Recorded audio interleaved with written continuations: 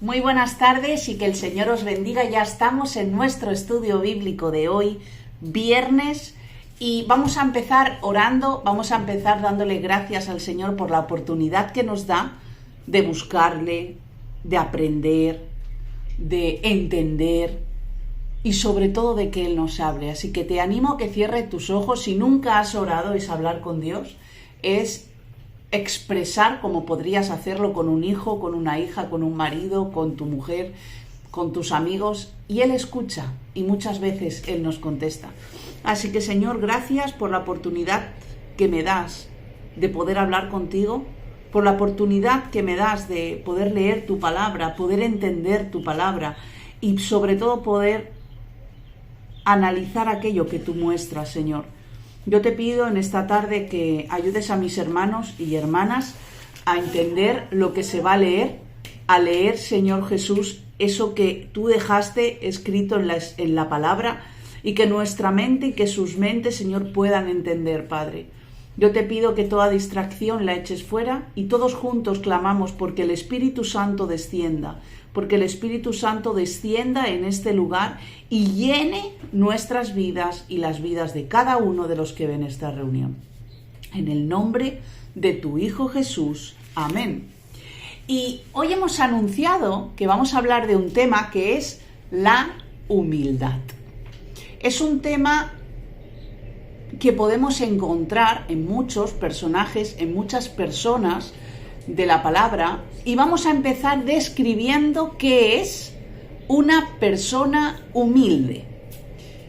Una persona humilde, humanamente nosotros, si alguno de nosotros es humilde, lo podemos detectar rápidamente, que es una persona que reconoce sus límites, es una persona que dice: yo llego hasta aquí, mis límites llegan hasta aquí y ya no hay nada más, aquí ya no puedo hacer nada más. Y una persona humilde también es una persona que sabe lo que puede y lo que no puede hacer. Tiene clarísimo hasta dónde llega, hasta qué punto puede hacer y hasta qué punto no llega a él y no llega. Esto es una persona humilde, una persona que cuando está limitada y sabe que no puede, pide ayuda, una persona que sabe que todo no lo va a poder conseguir. Pero en la Biblia, el término humildad, la palabra humildad va mucho más allá que solamente reconocer los límites y saber bien exactamente lo que puede y lo que no puede hacer. En la Biblia podríamos decir que la palabra humildad, el término humildad, es tener un buen entendimiento, es decir, tener clarísimo sobre quién es Dios y sobre quién es Él. Otro punto que la Biblia encontramos, que iremos desengranando poco a poco, que podemos encontrarnos del término humildad, es que esa persona reconoce la obra de Dios en su vida. No es inteligente por su capacidad intelectual, sino porque Dios le dio capacidad intelectual para ser inteligente. No es que sea guapo, sino que Dios le plació hacerle una persona guapa. No es que eres una persona que ama a los demás, una persona que sirve a los demás porque Dios te creó así de bonito o así de bonita y es lo que hay, no. Sino que es una persona que cree que Dios le hizo con la capacidad de poder servir a los demás. Y otro de los puntos que la Biblia describe el término, la palabra humildad, es vivir en obediencia y someterse a la voluntad de Dios. Esto es lo que nos encontramos en la Biblia sobre la palabra humilde. Y yo quiero leeros el primer versículo y lo vamos a encontrar en Salmos, en el libro de los Salmos,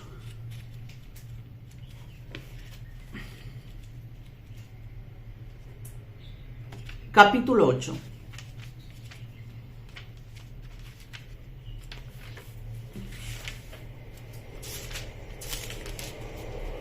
Dos versículos, el 3 y el 4. Digo, ¿qué es el hombre para que tengas de él memoria? Y el hijo del hombre, ¿para qué lo visites? Le has hecho poco menor que los ángeles y lo coronaste de gloria y de honra. Y el 3 dice, cuando veo tus cielos, obra de tus dedos, la luna y las estrellas que tú formaste. Esto es David reconociendo, a pesar de que él sabía que él era una persona imperfecta, sabía que era una persona que no hacía las cosas bien del todo, porque ningún ser humano hace las cosas bien del todo. Aún sabiendo esto, él sabía a quién servía. En el 3 lo decía, cuando yo veo los cielos, le está diciendo David a Dios, son obras hechas por ti. La luna, las estrellas, todo lo has formado tú. Él sabía a quién servía y que Dios era el único que le podía ayudar. Ese era David. Y esto es una actitud de humildad, porque sabía, estaba reconociendo su imperfección y está reconociendo que solo Dios puede ayudarle. David, no solo en lo que conocemos de David en la Biblia, sabemos que se equivocó. Habrán otras miles de cosas que David se equivocó, como tú te equivocas 1000 veces, como yo me equivoco 1000 veces al día, y nos seguiremos equivocando otras 1000 o 2000 veces al día. Claro que cometió grandes errores, pero hizo algo que también habla de la humildad de la persona, y es el arrepentimiento. David se arrepintió, se humilló y dejó que Dios le restaurara. Cuando hablamos del perdón de David, siempre nos viene a la cabeza cuando David y Betsabé cometen adulterio, cuando David asesina, cuando sabemos todo lo que hace David, y que Dios tiene que mandar al profeta para que se arrepienta, ¿vale? Pero es que no estamos hablando de esto. Hay otras muchas veces que David pide perdón a Dios. Vamos a leer para darnos cuenta de que él se arrepintió, se humilló y dio paso a que Dios le restaurara. Salmos 51 también es un salmo del rey David. Salmos 51, versículo 1 y versículo 2. Ten piedad de mí, oh Dios, conforme a tu misericordia, conforme a la multitud de tus piedades, borra mis rebeliones. Lávame más y más de mi maldad y límpiame de mi pecado, porque yo reconozco mis rebeliones. Hasta aquí. no se justificó en ningún momento. No dijo, claro, Señor, es que he tenido que hacer eso porque es que tú sabías que si no mis hijos se quedaban sin comer. Es que tú sabes, Señor, que yo tuve que hacer lo otro porque es que si no hacía aquello no podía conseguir y claro, y si no lo conseguía no tenía medios para ir a evangelizar. Todo esto sería una justificación. En esta oración que vemos, ten piedad de mí, de mi pecado, haz conforme a tu misericordia, conforme a la multitud de tus piedades, borra todas mis rebeliones. Lávame más y más de mi maldad. Él está reconociendo su maldad. Él está pidiendo piedad y misericordia a Dios. Él está siendo una persona humilde. El pecado que nosotros cometemos no solo afecta a mis hijos, no solo afecta a mi familia, no solo afecta a mi marido, no solo afecta en mi trabajo, no solo afecta en mi círculo de amistades, sino que es que el pecado afecta a Dios. Y a veces esta parte se nos olvida. ¿Qué sigue diciendo el 3 y el 4 en la oración de David? Porque yo reconozco mis rebeliones y mi pecado está siempre delante de ti, Dios. Contra ti solo he pecado y he hecho lo malo delante de tus ojos, para que seas reconocido justo en tu palabra y tenido por puro en juicio. David tenía clarísimo que cuando cometía un pecado, que cuando hacía algo que estaba mal, no solo pecaba en contra de esas personas, estaba pecando delante de Dios. A Dios no se le olvida, no se le escapa nada. Y cuando digo nada es nada, no se le escapa absolutamente nada. Nuestros pecados no solo es para tus hermanos, no es solo en contra de tus pastores, es en contra de tu iglesia, es en contra de tus amigos, no. El pecado afecta en el mundo espiritual a nuestra relación con Dios.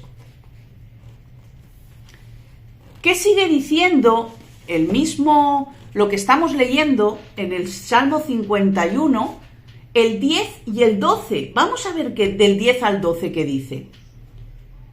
Crea en mí, oh Dios, un corazón limpio y renueva un espíritu recto dentro de mí. No me eches de delante de ti y no quites de mí tu Santo Espíritu.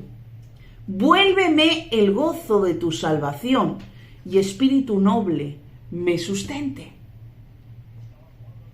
Mirad, David es un gran ejemplo de humildad en sus oraciones. Podríamos desengranar cada oración que él tiene y podríamos ver puntos de reconocimiento, puntos de exaltación, puntos de adoración, puntos de alabanza a Dios. Y cuando nombro todas estas cosas, son reales. Alabanza es alabar su nombre. Adoro quien tú eres, porque no es por lo que hagas por mí, sino es por lo que tú eres. David fue un hombre que se equivocó porque era hombre, pero tiene muchos puntos para hablar de la humildad. Pero hoy no voy a hablar de David, aunque hemos hablado de David. Hemos hecho unas pinceladas de la humildad.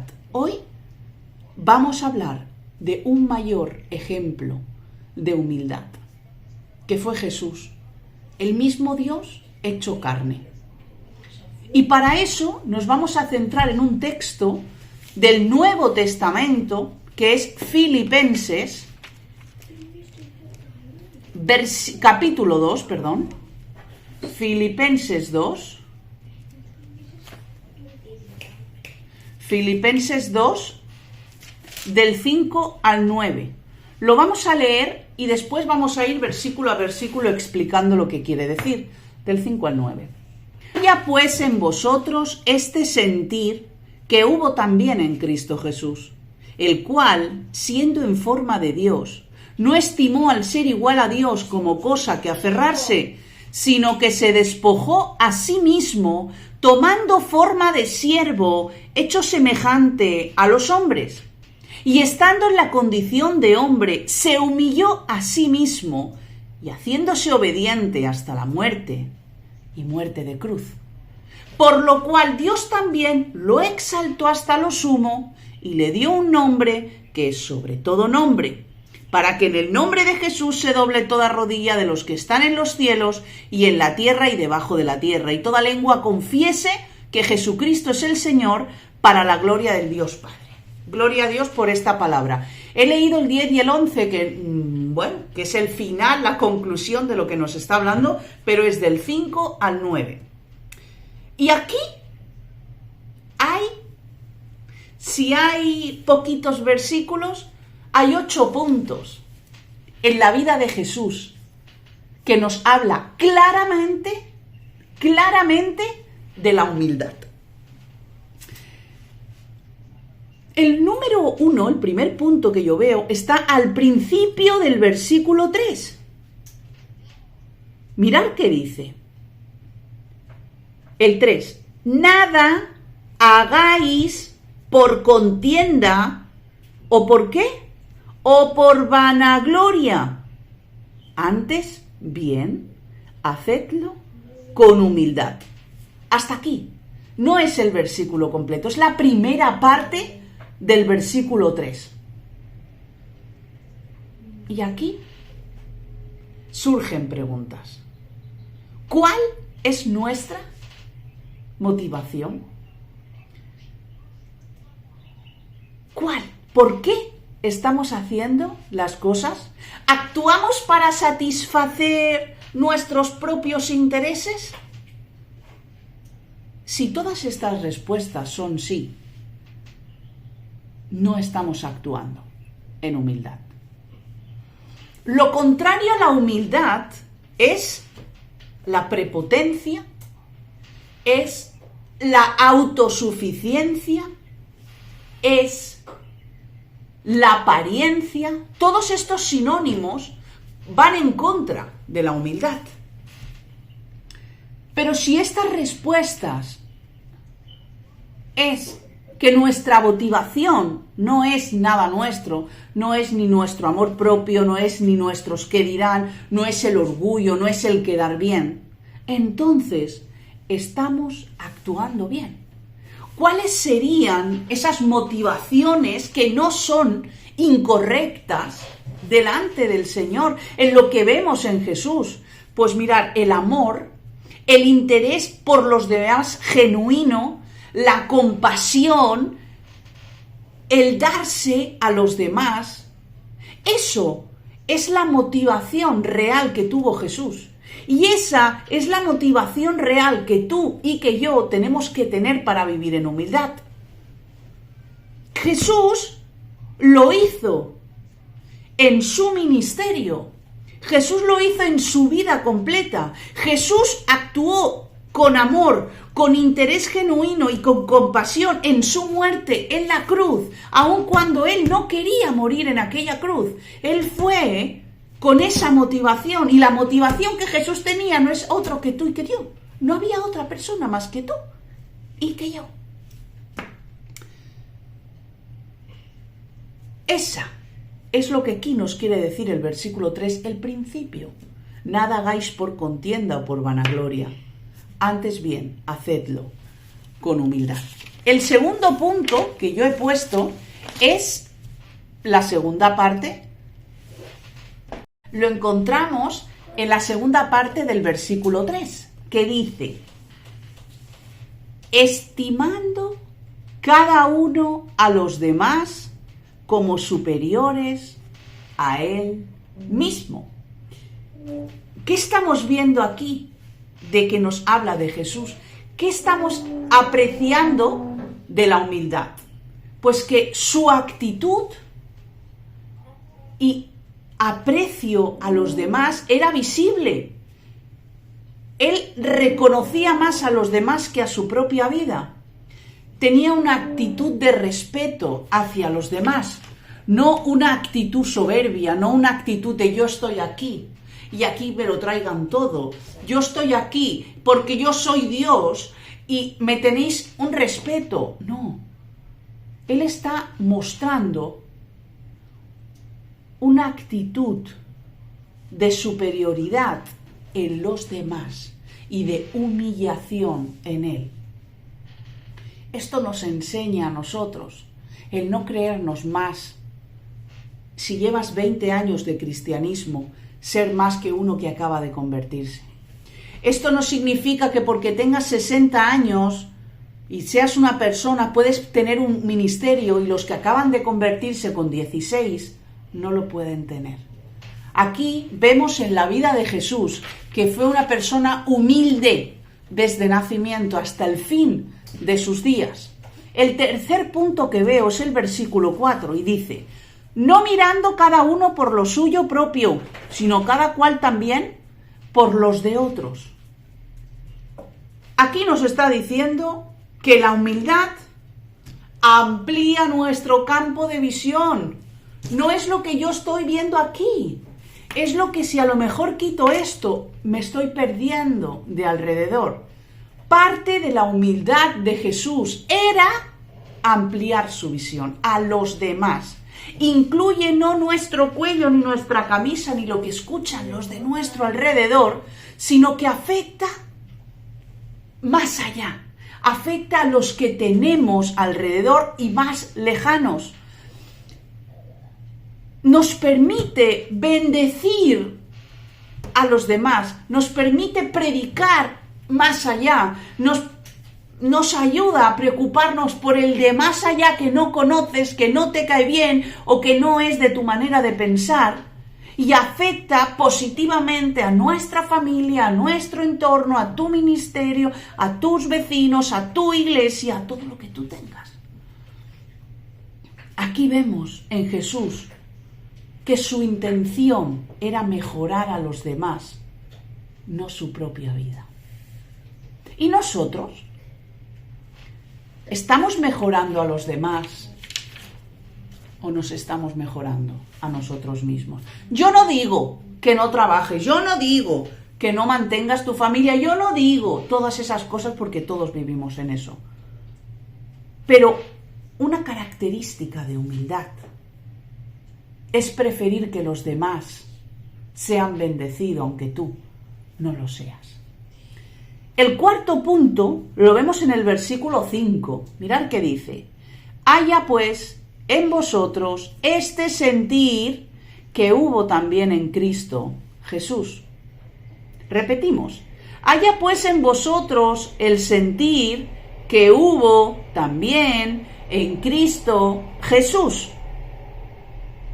El humilde deja a un lado sus deseos. El humilde se concentra en ser como Cristo era. Porque lo dice, tener este mismo sentir que Cristo tuvo. ¿Cómo?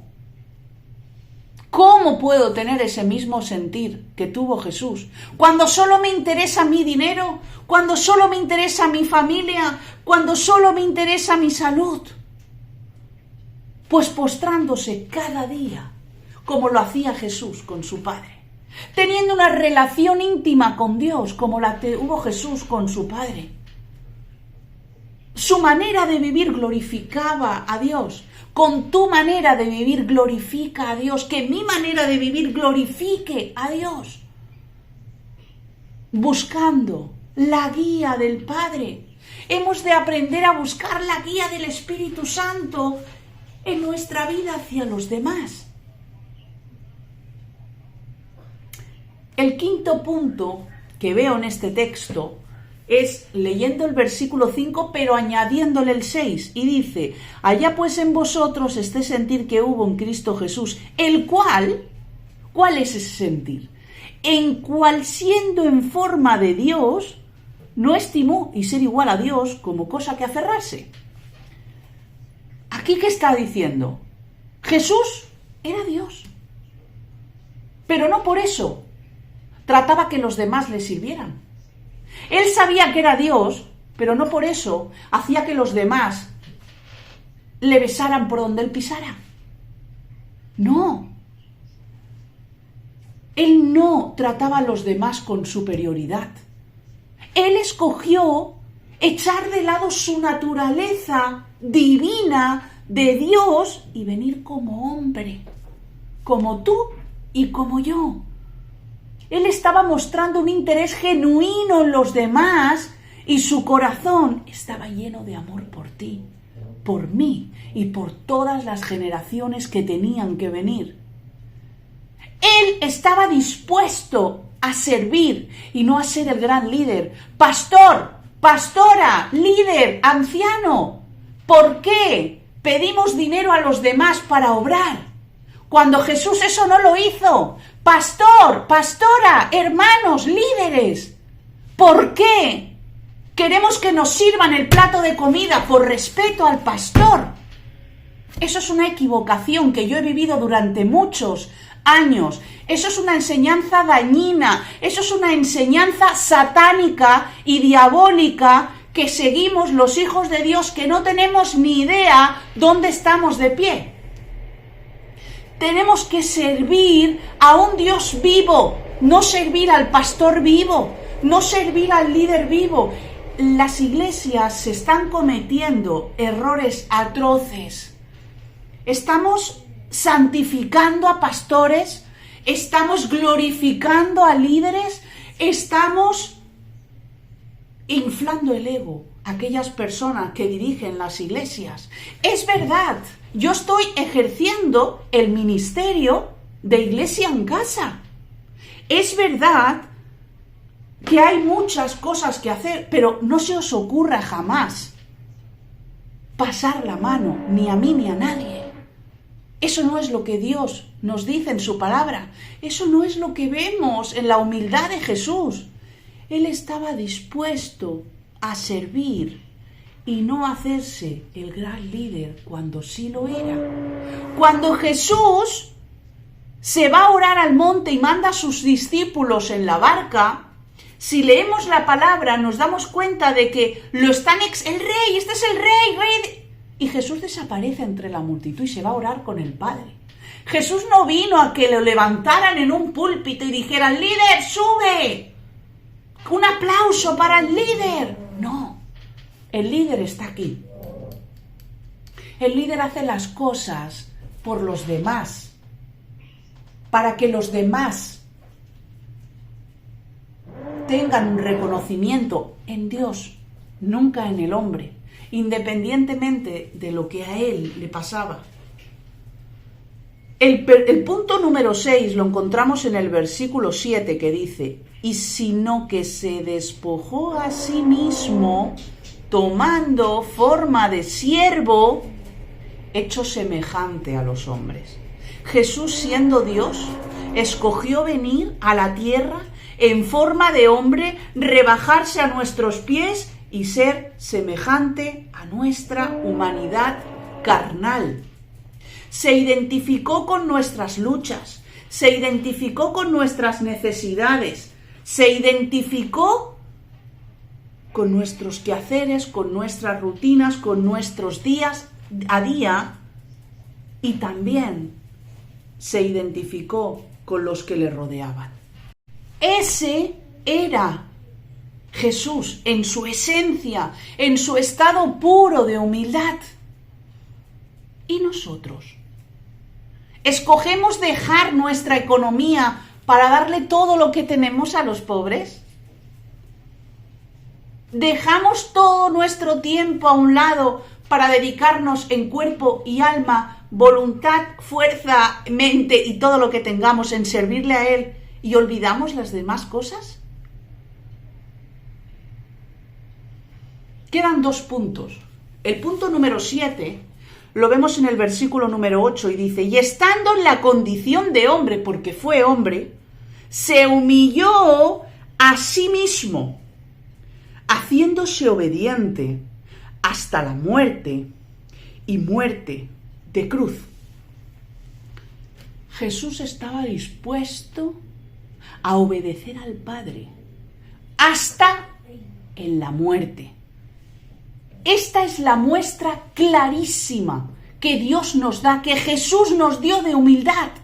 Cuando obedecemos a Dios, nosotros le estamos diciendo a Dios, oye, el Señor, que yo sé que tú sabes lo que haces. Da igual si yo sé lo que tú estás haciendo. Cuando hacemos su voluntad, decimos, Señor, que yo sé lo que tú estás haciendo, tranquilo. Que tarde o temprano, todo esto que está pasando es por un bien mío. Eso es cuando hacemos su voluntad, es lo que estamos haciendo. Esto es lo que Jesús quería. Ahí hay algo que me llama la atención y es, se humilló a sí mismo. Él no pecaba, él era santo. Y él decidió humillar su condición de deidad, de divinidad, de Dios, dejarla a un lado y decir, no, mira, yo por mucho que sea perfecto, por mucho que sea Dios, me voy a humillar. Y no esperó a que su padre le humillara. Y no esperó a que el soldado le clavara la lanza y lo humillara. No esperó a que le escupieran y lo humillaran. No esperó a que lo desnudaran y que le clavaran la lanza, ni que le clavaran los tornillos, ni que le clavaran la corona. No esperó a humillar, él ya se había humillado. Él había dejado a un lado lo que era para que tú y yo hoy tengamos vida eterna. ¿Dónde está nuestra humildad? ¿Dónde está lo que hacemos por los demás? ¿Por qué no dejamos al lado nuestras posiciones ministeriales y de iglesia y salimos a la calle a hacer lo que realmente importa? Ni pandemias, ni guerras hace que los hijos de Dios se despierten y salgan a las calles a predicar el Evangelio. Mirar, Iglesia en Casa se despertó de la nada. De dos personas que querían servir a Dios y que Dios dijo, pues venga, ahí tenéis, Iglesia en Casa, predicad el Evangelio, que llegue a los confines de la tierra. Por eso, Iglesia en Casa es una iglesia evangélica que ha empezado de cero y es totalmente online. Y sí, puedes decir, es que no tienen dinero para tener un local, pero tenemos un corazón dispuesto para servir a Dios. Eso es lo importante. Y el último punto, el punto número 8, que vemos de la vida de Jesús, que nos enseña la humildad, es el versículo 9. Y mirad qué dice, por lo cual Dios también le exaltó hasta lo sumo y le dio un nombre que es sobre todo nombre. Jesús sirvió a las personas con amor real, no con amor temporal, ni con amor aparente, ni con amor de minutos. Sirvió por amor. Se humilló por amor. Perdió por amor. Murió por amor. No lo hizo para quedar bien. No lo hizo para que se le recordara. Él lo hizo de verdad. Lo hizo por amor y ese amor hizo que se le recordara. Lo hacía por obediencia a su Padre, porque sabía que iba a tener una recompensa. Y la recompensa eres tú, es tu familia, soy yo y la mía. Es una enseñanza para mí súper importante, porque la salvación, porque el milagro, porque el cambio, porque la transformación, porque la redención es para ti individualmente. Vamos a terminar con un versículo conocido sobre la humildad que nos va a aclarar muchas cosas. Vámonos a Mateo 11:29.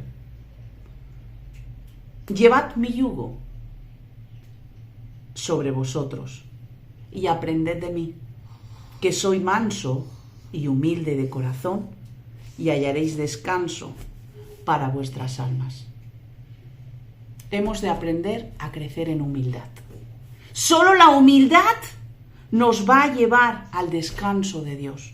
Solo la humildad va a traer ese reposo a nuestra alma. Yo hoy te animo a que cierres los ojos. Si algo de lo que se ha hablado ha tocado tu vida o te ha venido a la mente algo de tu vida, si te ha venido a la mente otras personas, échalo fuera, porque eso no es la humildad. La humildad es reconocer lo que has aprendido hoy en tu interior. Señor Padre, te doy gracias por la oportunidad que me has dado de poder leer, de poder descubrir todos estos puntos de la vida, tanto de David, pero sobre todo de tu Hijo, de Jesús. Esa actitud que él tuvo de aprecio hacia los demás, yo quiero tenerlo. Quiero aprender a echar de lado mis deseos y lo que yo quiero hacer y poner el bienestar de otros por delante. Quiero servir a las personas de corazón, con una entrega dispuesta, Señor. Yo quiero seguir rebajando mi yo para que mis hermanos crezcan. Quiero estar dispuesta a obedecer, Señor, para que a la larga, Padre Santo, yo pueda acercarme más y más a ti. Enséñame, Señor, a que mi visión se abra y que no solo afecte a mi economía, a mi familia, a mi salud, a mis cosas, todo lo mío, sino que afecte a mi familia, a mis amigos, a mi iglesia, a mi vecindario y a todos los que me rodean. Muéstrame cuáles son mis motivaciones, Padre. Muestra a mis hermanos cuáles son sus motivaciones, Padre. Queremos que nuestra motivación seas tú. Queremos que tú seas el motor de nuestra vida. Yo quiero que tú seas la gasolina de mi motor.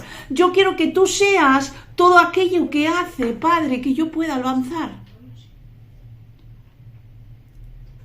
Ensalzo y bendigo tu nombre, que es sobre todo nombre.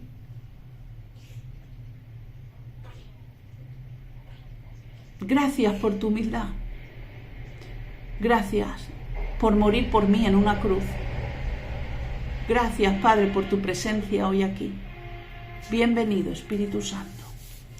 Esta ha sido la palabra que el Señor ha traído. Ha sido una palabra para mí súper especial, porque está ahí. Eso es real. Y toca a cada uno de sus hijos, toca a cada persona que quiere cambiar.